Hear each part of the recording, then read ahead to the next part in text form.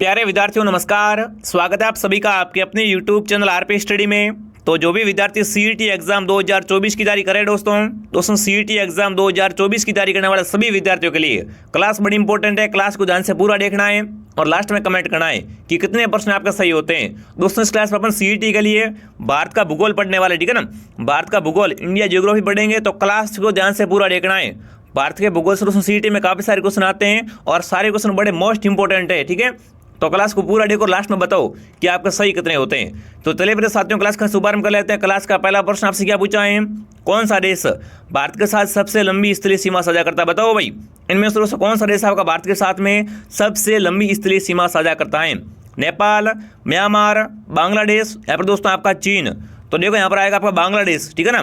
दोस्तों भारत के साथ में सबसे लंबी स्थलीय सीमा कौन साझा करता है, बांग्लादेश। कितनी करता है दोस्तों आपकी 4056 किलोमीटर, ठीक है, 4056 km। ये आपको भूलना नहीं, यहाँ पर आएगा बांग्लादेश। जो भी विद्यार्थी ऑप्शन सी कमेंट करा शानदार, आप सभी साथ में कमेंट और काउंट करेंगे, ठीक है ना। अगला प्रश्न देखिए, भारत में कितने राज्य समुद्री तटरेखा में लगे हुए, बताओ भाई। दोस्तों भारत में कितने राज्य है ना वो समुद्री तटरेखा से लगे हुए हैं, 7, 9, 8 या 6। सभी साथी कमेंट करो, भारत के कितने राज्य दोस्तों समुद्री तटरेखा से लगे हुए हैं। तो यहाँ पर आएगा दोस्तों ऑप्शन बी, 9। कितने दोस्तों 9 राज्य दोस्तों क्या है भारत में समुद्री तटरेखा से लगे हुए हैं, बी ऑप्शन आपका राइट है।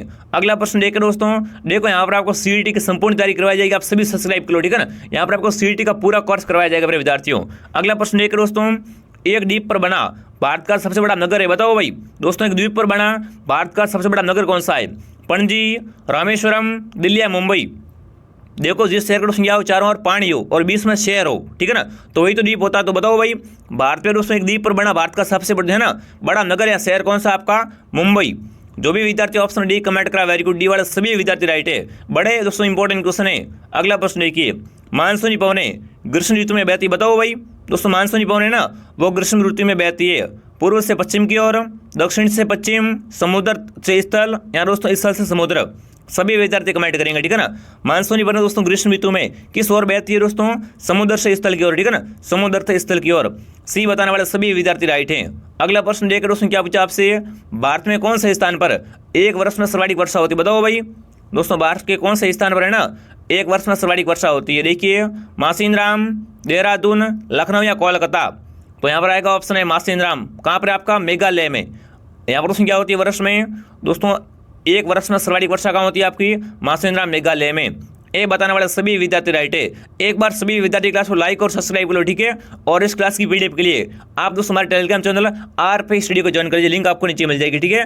अगला प्रश्न देखिए, गंगा नदी का दूसरा नाम क्या, बताओ भाई। गंगा नदी है इसका दूसरा नाम पूछा आपसे।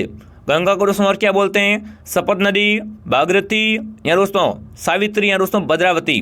तो यहाँ पर आएगा दोस्तों भागीरथी, ठीक है ना। गंगा को दोस्तों किसने लाया था, भागीरथी ने लाया था ना, तो इस दोस्तों क्या बोलते हैं, भागीरथी भी बोलते हैं, ठीक है ना। यहाँ पर भी बताने वाले सभी विद्यार्थी राइट हैं। अगला प्रश्न देखो आपसे क्या पूछा है, दक्षिणी भारत की सबसे बड़ी नदी कौन सी, बताओ भाई। दोस्तों दक्षिणी भारत की सबसे बड़ी नदी कौन सी है, गंडक, गोदावरी, कावेरी या दोस्तों कृष्णा, बताओ। दक्षिणी भारत देखो साथ में आपको दिशा दे रखी, ठीक है ना, कि दक्षिणी भारत की सबसे बड़ी नदी कौन सी वो आपसे पूछा है। तो यहाँ पर कौन सी आएगी दोस्तों, गोदावरी। जो भी विद्यार्थी ऑप्शन बी कमेंट कराए ना, बी बताने वाले सभी विद्यार्थी राइट हैं। अगला प्रश्न देखिए साथियों, निम्न में से किस नदी को बंगाल का शोक कहते हैं, बताओ भाई। बंगाल का शोक है ना वो किस नदी को कहते हैं, आपको बताना है। बंगाल का शोक किस नदी को कहते हैं, महानदी को, कोसी को, गंडक को या दामोदर को। तो देखो मेरे विद्यार्थियों, बंगाल का शोक है ना वो दामोदर को कहते हैं, किसको दोस्तों, दामोदर नदी को कहते हैं। यहाँ पर डी बताने वाले सभी विद्यार्थी राइट हैं। अगला प्रश्न देखिए मेरे विद्यार्थियों, भारत के किस राज्य में लोकटक झील है, बताओ भाई। लोकटक झील कहाँ पर, बताओ मेरे साथियों। भारत के किस राज्य में, ठीक है ना, लोकटक झील है, मणिपुर में, त्रिपुरा में, असम में या दोस्तों आपके पश्चिम बंगाल में, बताओ। भारत का कौन सा राज्य में क्या बनी हुई है, लोकटक झील बनी हुई है, तो वो कहाँ पर आपकी मणिपुर में। जो भी विद्यार्थी ऑप्शन है बता रहा मणिपुर बता रहे हैं ना, मणिपुर ऑप्शन आपका राइट है। अगला प्रश्न देखो मेरे विद्यार्थियों, भारत में स्थापित पहला राष्ट्रीय उद्यान, बताओ भाई। पूरे भारत की बात कर रहा हूँ, भारत में स्थापित दोस्तों पहला राष्ट्रीय उद्यान कौन सा आपका, कान्हा राष्ट्रीय उद्यान, गिर राष्ट्रीय उद्यान, जिम कार्बेट राष्ट्रीय उद्यान या दोस्तों आपका काजीरंगा राष्ट्रीय उद्यान। बताओ मेरे विद्यार्थियों, भारत में स्थापित पहला राष्ट्रीय उद्यान कौन सा आपका दोस्तों, जिम कार्बेट राष्ट्रीय उद्यान। जो भी विद्यार्थी ऑप्शन सी बता रहा है, सी वाले सभी विद्यार्थी राइट हैं। अगला प्रश्न देखो आपसे क्या पूछा है, उष्णकटिबंधीय वर्षावन कहाँ पाए जाते हैं, बताओ भाई। उष्णकटिबंधीय वर्षावन कहाँ पर पाए जाते हैं? अंडमान और निकोबार द्वीप समूह में, जम्मू और कश्मीर में, बिहार में या हिमाचल प्रदेश में? बताओ। उष्णकटिबंधीय वर्षावन कहाँ पर पाए जाते हैं आपके दोस्तों? अंडमान और निकोबार द्वीप समूह में पाए जाते हैं। ये बताने वाले सभी विद्यार्थी राइट है। अगला प्रश्न देखो मेरे विद्यार्थी, क्या पूछा आपसे? चिपको आंदोलन के प्रणेता बताओ भाई। चिपको आंदोलन के प्रणेता कौन थे वो आपसे पूछा है? तो देखिए, हेमवती नंदना बहुगुणा, सुंदरलाल बहुगुणा, मदर टेरेसा या दोस्तों महात्मा गांधी। बताओ, चिपको आंदोलन है ना, इसके प्रणेता कौन थे वो आपसे पूछा गया है। तो यहाँ पर क्या आएगा? Option number B. क्या करो यहाँ पर? सुंदरलाल बहुगुणा। बी बताने वाले सभी विद्यार्थी राइट है। चिपको आंदोलन बड़ा इंपॉर्टेंट है मेरे विद्यार्थियों। अगला प्रश्न देखो, क्या पूछा आपसे? भारत में हरित क्रांति का जनक बताओ भाई। दोस्तों, भारत में हरित क्रांति का जनक किससे कहते हैं वो आपको बताया है, आपको पूछा है दोस्तों। केसी मेहता को, या दोस्तों MS स्वातिमान को, हेमेंद्र राय को, या दोस्तों AS भटनागर को। बताओ, सभी विद्यार्थी कमेंट करें दोस्तों, भारत में हरित क्रांति का जनक किससे कहते हैं। तो यहाँ पर ऑप्शन बी आपका राइट है मेरे विद्यार्थियों। क्या रहेगा दोस्तों आपका? MS स्वामीनाथन को। ठीक है ना, बी बताने वाले सभी विद्यार्थी राइट हैं। अगला प्रश्न देखो, आपसे क्या पूछा है? Very important question. इंद्रधनुष क्रांति किससे संबंधित है? बताओ भाई। दोस्तों, इंद्रधनुष क्रांति है ना, इसका संबंध किससे? हरित क्रांति से, श्वेत क्रांति से, नीली क्रांति से, या दोस्तों उपरोक्त सभी से। तो देखो मेरे विद्यार्थियों, हरित क्रांति है, ठीक है, और दोस्तों श्वेत क्रांति, नीली क्रांति है ना, इनका संबंध कहाँ से है? तो इसका हो जाएगा इंद्रधनुष। ठीक है ना, इंद्रधनुष क्रांति से। ऑप्शन डी बताने वाले सभी विद्यार्थी राइट है। यहाँ पर जो भी डी कमेंट करा वेरी गुड। अगला प्रश्न देखिए दोस्तों, निम्न में से कौन सी खरीफ की फसल नहीं है? देखो, नहीं का पूछा आपको। ठीक है ना, इनमें से दोस्तों कौन सी आपकी एक खरीफ की फसल नहीं है? मूंगफली, मक्का, मसूर, या दोस्तों धान। तो देखो, मसूर क्या है? ये आपकी खरीफ की फसल नहीं होती है। ठीक है, मसूर है ना, वो खरीफ की फसल नहीं होती है। यहाँ पर सी बताने वाले सभी विद्यार्थी राइट है। मूंगफली खरीफ की होती है, मक्का खरीफ की है, और धान भी क्या होती है दोस्तों? एक खरीफ की फसल होती है। यहाँ पर सी बताने वाले सभी विद्वान साथी राइट हैं। अगला प्रश्न देखो, क्या पूछा आपसे? किस रेशे को सुनहरे रेशे के रूप में जानते? बताओ भाई, इनमें से किस रेशे को सुनहरे रेशे के रूप में जानते हैं? कपास, जूट, रेशम या नायलॉन। बताओ, इनमें से दोस्तों किसे जो सुनहरा रेशा बोलते हैं? ठीक है ना, सुनहरा रेशा किसे बोलते हैं? जूट को बोलते हैं। ठीक है ना, यहाँ पर जूट ऑप्शन आपका राइट है। जूट को दोस्तों क्या बोलते हैं? सुनहरा रेशे बोलते हैं। आगे बढ़े दोस्तों, अगला प्रश्न देखिएगा आप आपसे, लोहा जिससे प्राप्त होता है बताओ भाई। लोहा है ना, लोहा किससे प्राप्त होता है वो आपको बताना है। चूने के पत्थर से, या दोस्तों पिस्लेट से, या दोस्तों मोनोजाइट से, या दोस्तों हेमेटाइट से। बताओ, लोहा किससे मिलता है अपन को वो आपको बताना है। ठीक है ना, लोहे की प्राप्ति किससे होती है दोस्तों? यहाँ पर हेमेटाइट से। ठीक है ना, यहाँ पर डी बताने वाले सभी विद्यार्थी राइट हैं। एक बार सभी क्लास को लाइक और शेयर कर देंगे और सब्सक्राइब कर दो दोस्तों। यहाँ पर आपको CET एग्जाम की A to Z तैयारी करवाई जाएगी, आप सभी जुड़ जाओ दोस्तों। ठीक है, अगला प्रश्न देखिए, भारत में सर्वाधिक कोयले के जमाव का क्षेत्र कौन सा? बताओ भाई, भारत में सर्वाधिक दोस्तों है ना, कोयले के जमाव का क्षेत्र कौन सा है? दामोदर नदी घाटी, महानदी घाटी, गोदावरी नदी घाटी, या दोस्तों आपकी सोन नदी घाटी। बताओ, देखो अगर कोयले के जमाव की बात की जाए तो आपका सर्वाधिक क्षेत्र कहाँ होता है दोस्तों? बिल्कुल दामोदर नदी घाटी। ठीक है ना, यहाँ पर दामोदर नदी घाटी ऑप्शन आपका राइट है। जो भी विद्यार्थी ऑप्शन है कमेंट करें, शानदार। अगला प्रश्न देखिए दोस्तों, लिग्नाइट कोयले का भंडार है ना, वो किस राज्य में सर्वाधिक है? बताओ, लिग्नाइट कोयला है वो दोस्तों सर्वाधिक कहाँ पर पाया जाता है आपका? गुजरात में, झारखंड में, राजस्थान में, या बिहार में? तो आएगा राजस्थान में। ठीक है ना, लिग्नाइट कोयले के सर्वाधिक भंडार कहाँ पर है? राजस्थान में हो जाएंगे। सी बताने वाले सभी विद्यार्थी राइट हैं। अगला प्रश्न देखिए मेरे विद्यार्थियों, कौन सा परंपरागत ऊर्जा का स्रोत नहीं? बताओ भाई, इनमें से दोस्तों कौन सा आपका परंपरागत ऊर्जा का स्रोत नहीं है? भूतापीय ऊर्जा, पेट्रोलियम, जल विद्युत, या दोस्तों प्राकृतिक गैस। अब देखो यहाँ पूछा कौन सा नहीं है। ठीक है ना, इनमें से कौन सा दोस्तों आपका एक परंपरागत ऊर्जा का स्रोत नहीं है? तो वो कौन सी होगी आपकी दोस्तों? भूतापीय ऊर्जा। ए वाले सभी राइट हैं।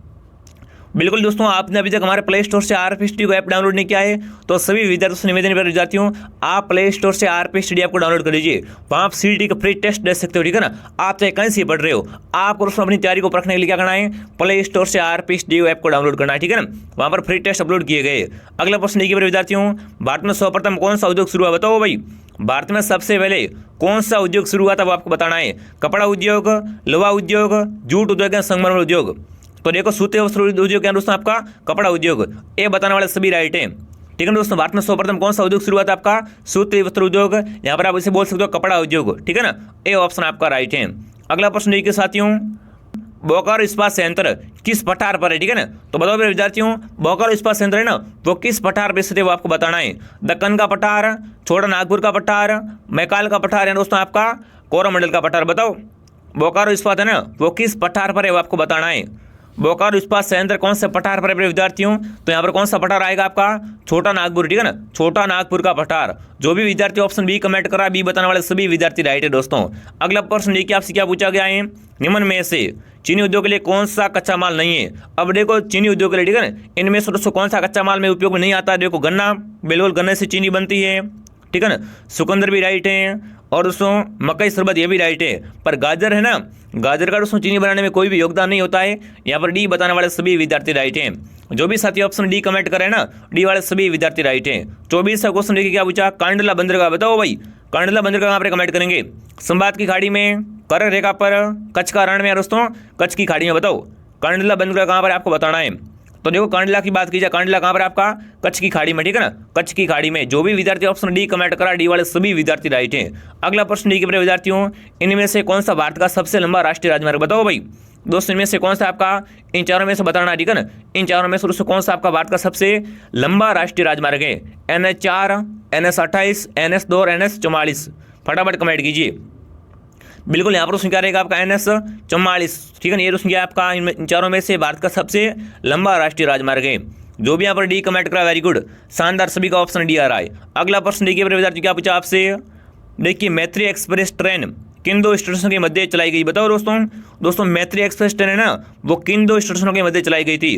कोलकाता और ढाका के मध्य, अमृतसर और लाहौर के मध्य, दिल्ली व गंगा श्रीनगर के मध्य, यहाँ दोस्तों लखनऊ व कोलकाता के बीच में। बताओ मैत्री ट्रेन एक्सप्रेस है ना, ये किन दो स्टेशनों के मध्य चलाई गई थी? तो यहाँ पर कौन सा ऑप्शन आपका रहेगा दोस्तों? ढाका से कोलकाता के बीच में। ए बताने वाले सभी विद्यार्थी राइट हैं। जो भी साथी ऑप्शन ए बता रहे वेरी गुड। अगला प्रश्न देखिए, जनगणना कितने वर्षों में एक बार की जाती है? देखो आपको बताओ जनगणना होती है दोस्तों प्रत्येक 10 वर्ष बाद, ठीक है ना, प्रत्येक दोस्तों क्या है 10 वर्ष के बाद में क्या होती है प्यारे साथियों? जनगणना होती है, ठीक है। यहाँ पर सी ऑप्शन आपका राइट है। अगला प्रश्न देखिए दोस्तों, 2011 की जनगणना संख्या है। देखो जो दोस्तों 2011 की जनगणना हुई ना, वो कितनी जनगणना थी आपकी? 15वीं जनगणना थी, 12वीं, 16वीं या 14वीं? बताओ 2011 की जनगणना है ना, उसकी संख्या कितनी दोस्तों आपकी? वो 15वीं, ठीक है ना, 15वीं जनगणना थी। जो भी विद्यार्थी ऑप्शन ए को राइट कर रहा है ना, ए बताने वाले सभी विद्यार्थी राइट है। अगला प्रश्न देखिए मेरे विद्यार्थियों, 2011 के अनुसार, ठीक है ना दोस्तों, 2011 के अनुसार अधिकतम जनघनत्व वाला राज्य कौन सा आपका? राजस्थान, उत्तर प्रदेश, बिहार या अरुणाचल प्रदेश। मतलब जहाँ पर सर्वाधिक लोग निवास करते हैं दोस्तों, ठीक है ना, जनघनत्व 1 किलोमीटर दोस्तों क्या लोगों की संख्या अधिक हो, ठीक है ना, तो यहाँ पर क्या आएगा आपका? बिहार ऑप्शन आपका राइट है। जो भी विद्यार्थी ऑप्शन बी सी कमेंट कर रहा है, सी वाले सभी विद्यार्थी राइट है। और ये दोस्तों क्लास का अंतिम सवाल देख लो, क्या पूछा आपसे? 2011 की जनगणना अनुसार किस राज्य में उच्चतम साक्षरता है? बताओ भाई, सर्वाधिक साक्षरता है ना, वो किस जिले की? कमेंट करेंगे। राज्य का पूछा, ठीक है ना, किस राज्य की दोस्तों साक्षरता क्या है? सर्वाधिक है, फटाफट कमेंट कीजिए। चलिए 2011 की दोस्तों जनगणना के अनुसार राज्य में उच्च साक्षरता है ना, वो किस दोस्तों राज्य की आपको बताना है? तमिलनाडु की, पांडुचेरी की, दिल्ली की या केरल की? तो यहाँ पर आएगा दोस्तों केरल, ठीक है ना, केरल में दोस्तों क्या सर्वाधिक साक्षरता है? डी ऑप्शन आपका राइट है। जो भी विद्यार्थी डी ऑप्शन कमेंट करा वेरी गुड। आप सभी से दोस्तों एक निवेदन, आप क्लास को डेली ज्वाइन कीजिए। यहाँ पर आपको दोस्तों सीईटी का बेस्ट स्टार्ट हो चुका है। यहाँ पर सीईटी की आपको संपूर्ण तैयारी रेगुलर करवाई जाएगी मेरे विद्यार्थियों। आपको क्या करना है? चैनल को सब्सक्राइब कर लेना है, प्ले स्टोर से आरपी स्टडी ऐप को डाउनलोड कर लेना और टेलीग्राम पे भी जुड़ जाना है आपको, ठीक है। आपको दोस्तों सीईटी की A to Z यहाँ पर जानकारी मिलने वाली है। चलिए मेरे विद्यार्थियों, मिलता हूँ अगले वीडियो में। जय हिंद, जय भारत।